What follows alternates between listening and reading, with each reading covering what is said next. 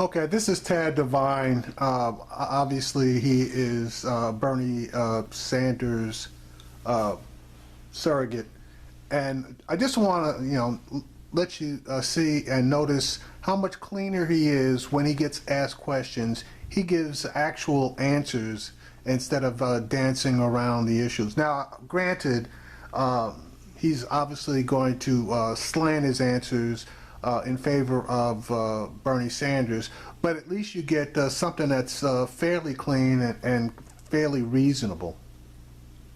And Tad, thanks for your time today. Be with you. Senator Sanders said last night that Hillary Clinton thought it was time to pivot to the general election, and it is not. I'm paraphrasing, but essentially that is what he's saying. What do you see as the next move for the campaign? Well, we're going to focus on the upcoming events. I mean, we've got a primary next week in West Virginia. We're going to look at every event. Guam is going to have an event. We've got important primaries in Oregon and Kentucky after that, all the way through California to the District of Columbia. Our focus right now is on voters. We want to win as many votes and as many delegates. And when the voting is done, we'll see where we are, and then we'll make decisions about how to proceed from there. Andrea Mitchell spoke with Hillary Clinton yesterday and asked if Senator Sanders was hurting the party. Let me play her answer to that question.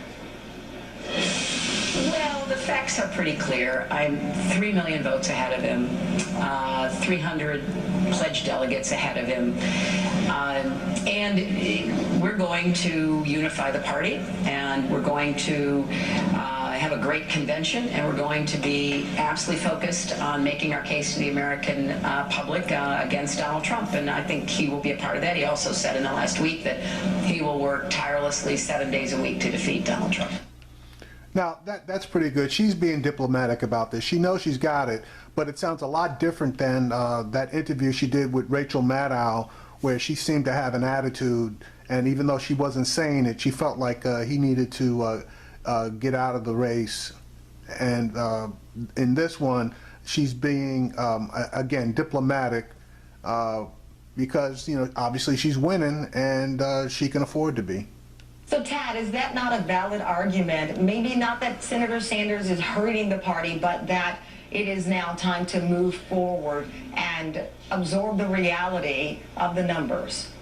Well, first, we do not accept that version of reality. We believe that, there's a path. It's a narrow path. It's a difficult path, but nevertheless, there's a path to the nomination. That path means winning a lot of delegates in a lot of states between now and the end, and then convincing other delegates to support Bernie Sanders. Listen, no one is going to win a majority of delegates to the Democratic Convention with only pledged delegates. That's just the way the numbers works. Everybody can accept that fact.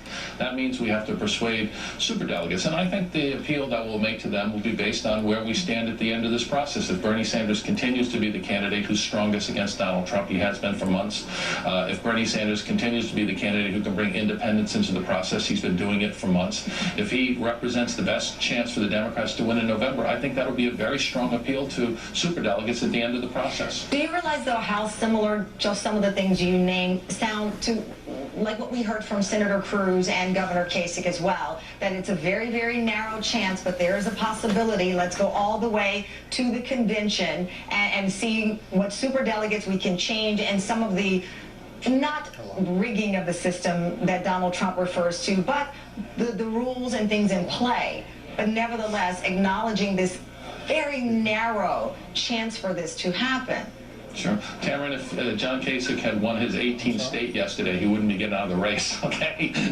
Bernie Sanders has performed at a level completely different in terms of the votes he has won, the delegates that he has, the support he has built. But he's 3 million votes behind her, and according to the exit poll, 54% of Indiana Democratic primary voters said that Clinton has a better chance of defeating Trump in November. Those are some of the very people that you're discussing there out of Indiana that get victory. And those people are being told every day by the media that the race is over, so naturally they think she's going to win. I mean, listen, Bernie Sanders is proving, I think, in this race that he is a very strong candidate. He's bringing millions of people into the process, particularly young people. One of the stunning things that happened yesterday in Indiana was 18% of the electorate was 17 to 29-year-olds, and only 16% of the electorate was 65 plus. When you have a candidate who can bring more young people under 30 into the process than voters over 65, you can change the composition of politics. That's what Barack Obama did in 2008, and that's what Bernie Sanders is doing in 2016. So we've got to keep this going. We've got